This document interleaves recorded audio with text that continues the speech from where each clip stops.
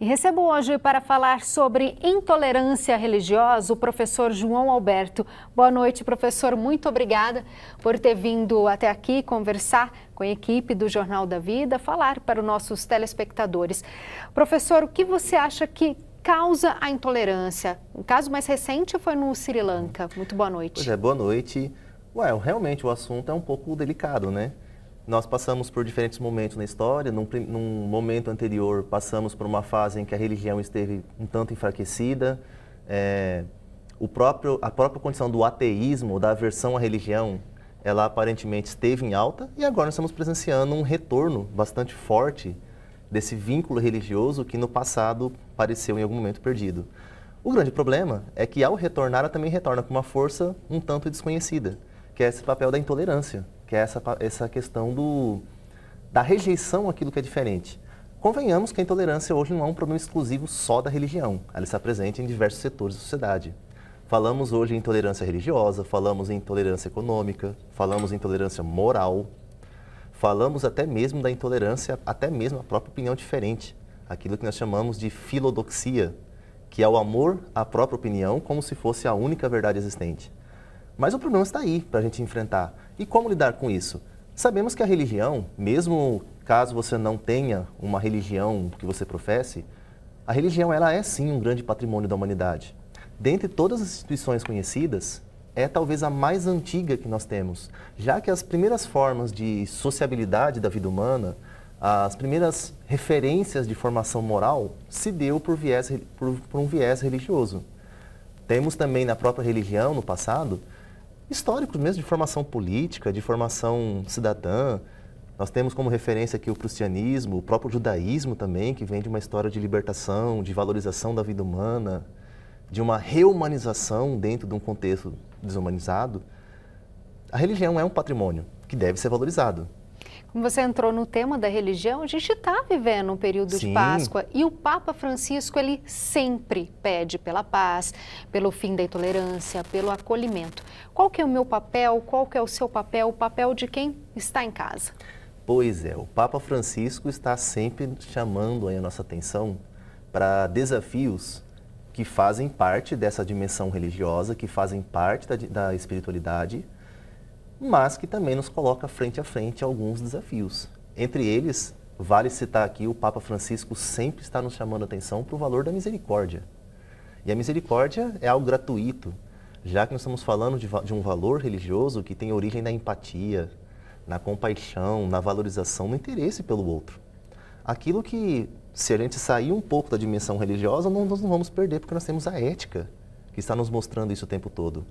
A necessidade de você acolher o outro como sendo diferente, haja vista que nós somos seres humanos e como seres humanos nós não estamos totalmente prontos, estamos constantemente nos fazendo, constantemente nos construindo. A intolerância nesse sentido é muito perigosa. Primeiro porque onde há intolerância, há ódio. Onde há ódio, há violência. Onde há violência, há morte. Ninguém tem nada a ganhar, todos têm a perder. Quem sofre intolerância, perde, mas quem pratica também. Esse é um grande problema.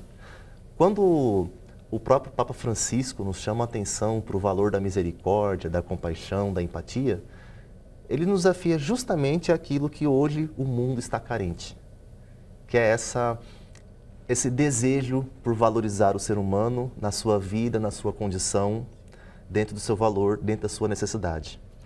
Você, professor, acredita que é possível educar as crianças a serem tolerantes? Não só é possível, como isso é urgente, porque hoje nós temos, assim como ser tolerante é uma questão de aprendizado, a intolerância também é uma questão de aprendizado.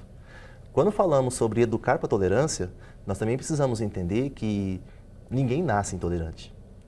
Educa-se também para a intolerância. E isso é um desafio. No mundo atual, isso é muito presente, já que nós estamos falando de um mundo extremamente agitado, um mundo extremamente imediatismo, né? Tudo é agora. Pois é, tudo é muito agora, tudo é muito rápido.